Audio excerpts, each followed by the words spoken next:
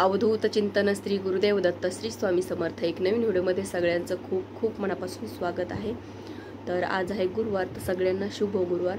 आता रात्रीचे 10 वाजले, व्हिडिओ कधी अपलोड होईल काही सांगता येत नाही, पण गुरुवार आहे त्याच्यामुळे शुभ गुरुवार म्हणते। तर आपण दिंडोरीला नाईट सेवा म्हणजे काय किंवा नाईट सेवाला आपण जातो तर आपल्याला काय अनुभव येतात त्याची थोडक्यात माहिती मी तुम्हाला सांगते। कारण तुम्हाला माहिती आहे की मी आता दिंडोरीला गेलते, शुक्रवारी गेलते, शनिवारी संध्याकाळी वापस आले।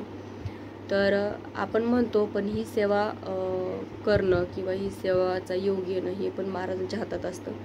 जेव्हा महाराज आपल्याला बोलतील तेव्हा आपण जातो। आपल्या मनात किती ही काही असलं तरीही आपण तिथे महाराजांच्या इच्छाशिवाय आपण जाऊ शकत नाही।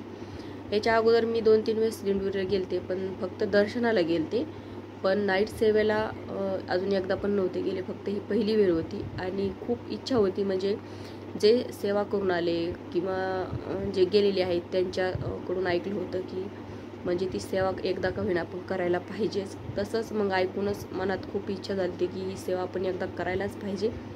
पण आपलं कसं सांसारिक माणसं अडीअडचणी खूप असतात, तर तसंच माझ्या पण मनात होतं आपण ही सेवा करावी। मनात खूप इच्छा होती, पण काही केलं तर कर्तव्य आपलं समोर येतं, ते आपल्याला काही ना काही मदत अडचणी येतात। तर तसंच माझ्या 2 मुली होत्या आणि म्हणजे कसं जायचं, त्यांची सोय कशी होईल, आपण सोबत जर त्यांना नेलं तर आपली सेवा होईल का, असं काही ना काही प्रश्न मनात यायचे।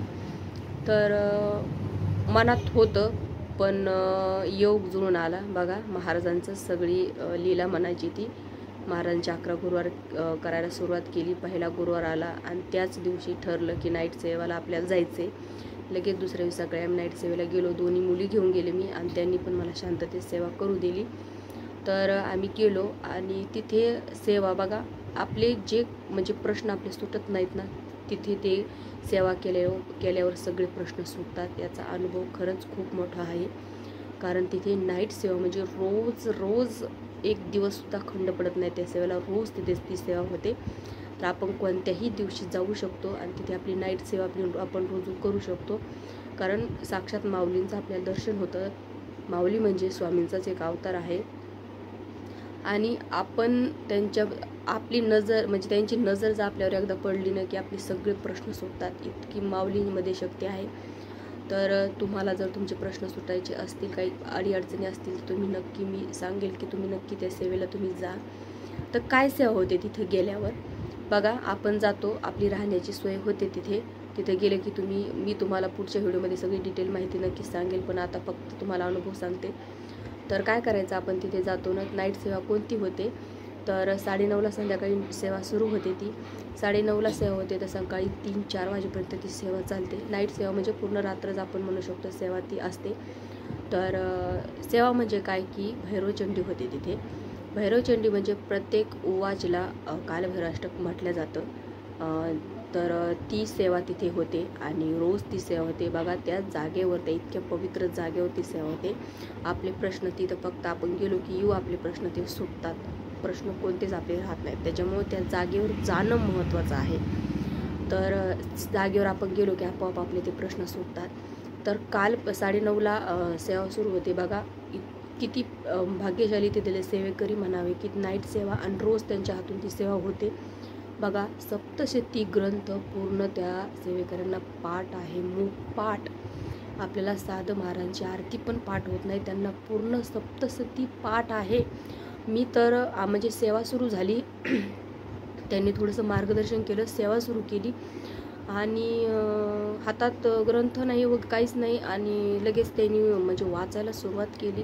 मला तर खरंच आश्चर्यचकित झाले की मुखपाठ त्यांना ती सप्तशती पाठ आहे। तर सेवा सुरू झाली आणि म्हणजे एक ना एक शब्द असा फुटून ते म्हणजे बोलतात, उच्चार त्याचा एकदम स्पष्ट असतो। तर त्या तिथल्या दादांनी म्हणजे अनुभव सांगितला होता की कालच्या रात्री म्हणजे आम्ही शुक्रवारी गेलो, शुक्रवारच्या संध्याकाळी आम्ही सेवा केली।